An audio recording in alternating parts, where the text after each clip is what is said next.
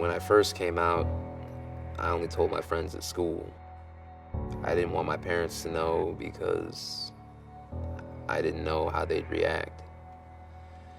But word got around, you know how it is. People talk, and somehow they found out, and they weren't happy. David's parents made it clear they wouldn't accept him for who he is. His father threatened violence should he ever see David with a boyfriend. They argued often, and life at home became unbearable. Finally, David couldn't take it anymore. I didn't know where I'd go. I just knew I needed to be out of there, so I ran away.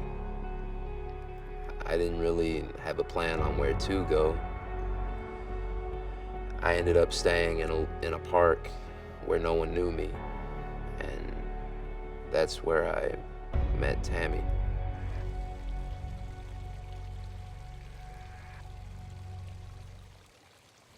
She was friendly, and we talked sometimes. I told her what had happened, and she really seemed to understand what I had been through. She eventually asked me if I wanted to stay at her house. She said there were lots of other kids there, most of them like me. She just really seemed to get it, you know? She said she wanted to help us. I thought it would be great. At first it was pretty cool. You know, no parents, people to hang out with, but then Tammy said I needed to pay rent, and I got scared. I mean, I didn't have any money. And what kind of place is gonna hire a 15-year-old? Tammy had an idea, though. She said there was another way for me to make money. She said a bunch of other kids were doing it. She acted like it was no big deal.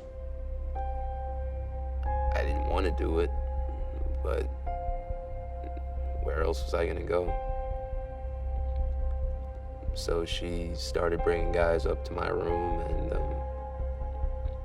that's how I paid my rent. Tammy took advantage of David's situation to coerce him to providing sex for men she knew.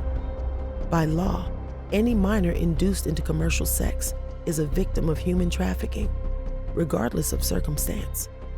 David was not committing a crime. He was exploited, as all trafficking victims are, though the goal of that exploitation isn't always commercial sex.